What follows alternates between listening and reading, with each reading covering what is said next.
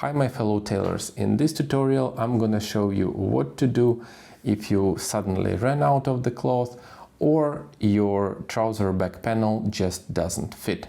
This is a very useful tailoring technique.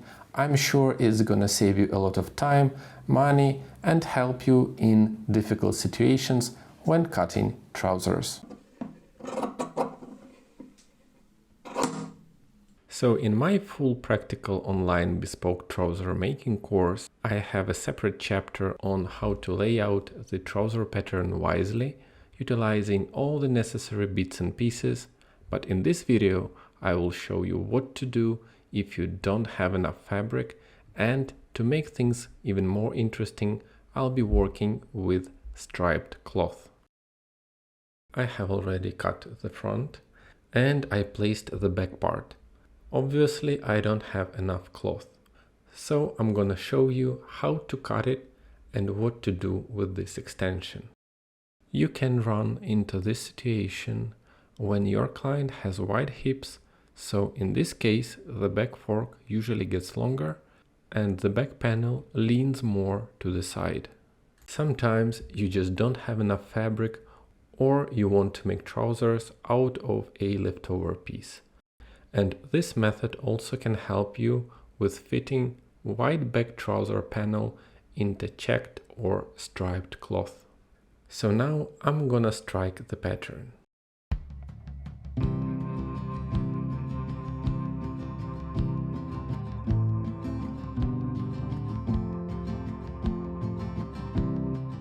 I have chalked out my back part, adding all the necessary inlays.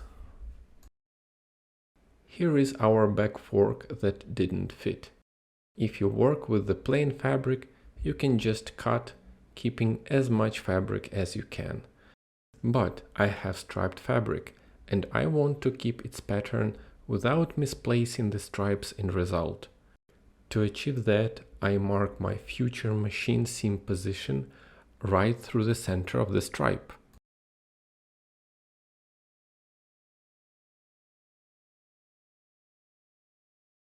So this is the line where my machine seam is gonna be. To this line, I am adding 1 centimeter or half an inch for seam allowance.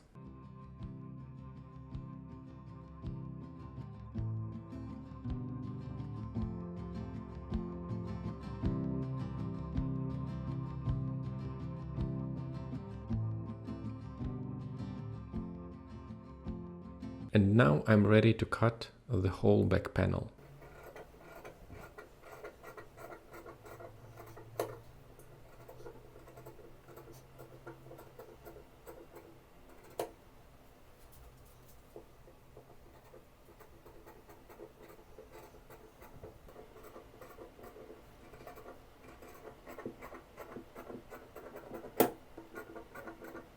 I've cut the back, marked the wrong side. Let's flip it to the right side. So here I will mark all the same on the right side to make it easier for you to understand the following process of pattern matching. This is my leftover piece. I've already marked the wrong side. If you work with stripes or checks, you automatically have the indication of grain, because checks and stripes run on grain. But if you have plain fabric, you have to make sure that this leftover piece that we are gonna attach is also cut on grain. And not like that. Both parts got to be on grain. Let's also flip it to the right side.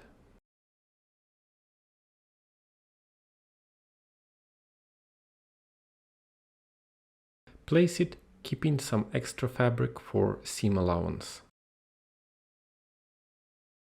And I match the stripes.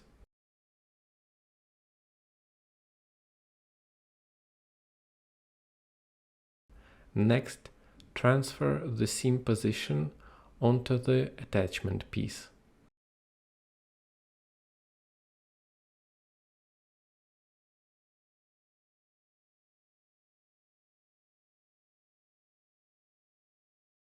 Using the pattern, make sure you have enough fabric. Everything is fine here.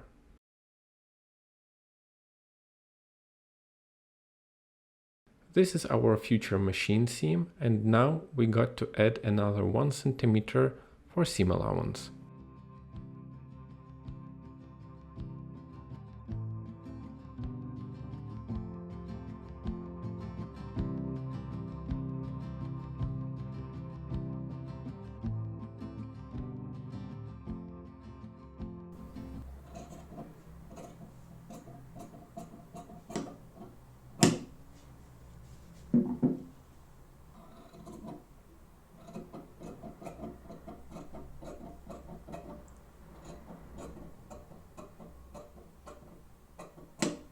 And that is how it's gonna look when machined together.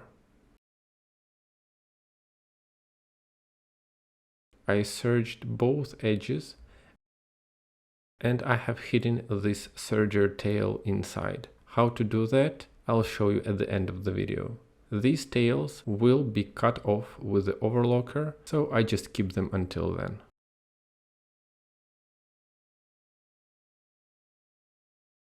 This is the right side, so both right sides are facing each other and stripes are aligned.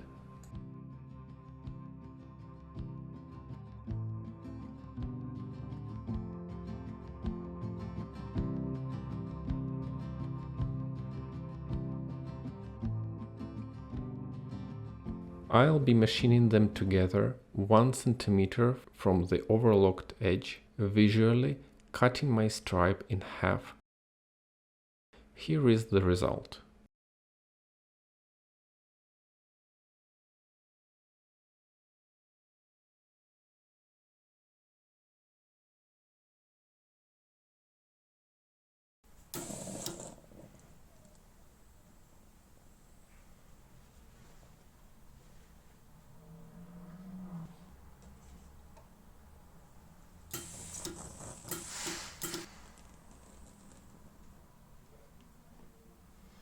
Using the cardboard pattern, we can now restore the initial shape of the back panel.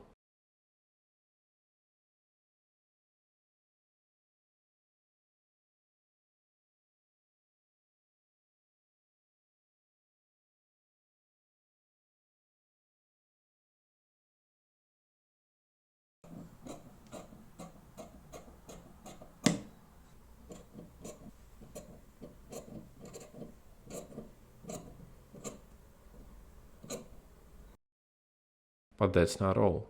Of course, you can just serge these edges and be done with that, but you have to understand that this part is facing the leg and there is going to be a lot of friction here, and over the time it will get ruined. So let me show you how to finish this extension properly to protect this part. Here I have a leftover piece of lining and I need a square approximately 25 by 25 centimeters. Here is the grain and cross grain, and I need to fold it right on bias. It is super important.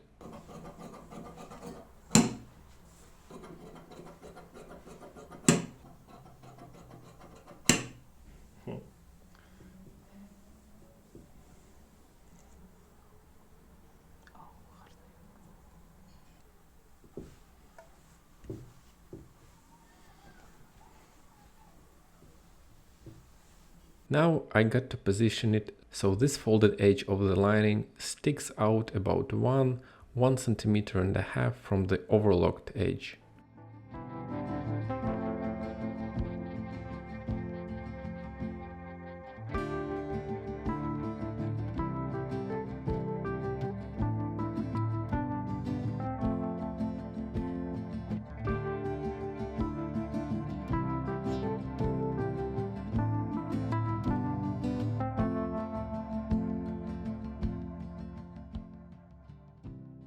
I've basted the lining, leaving here about 1 centimeter for serging.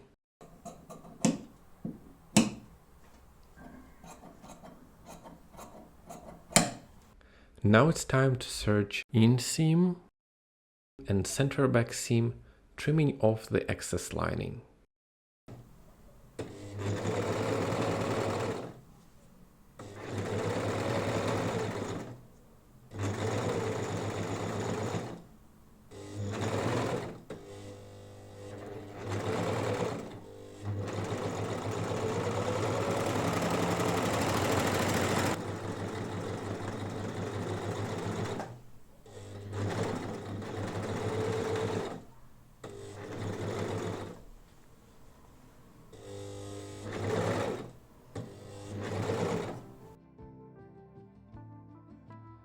I usually hide this overlocked thread tail to make everything neat and clean.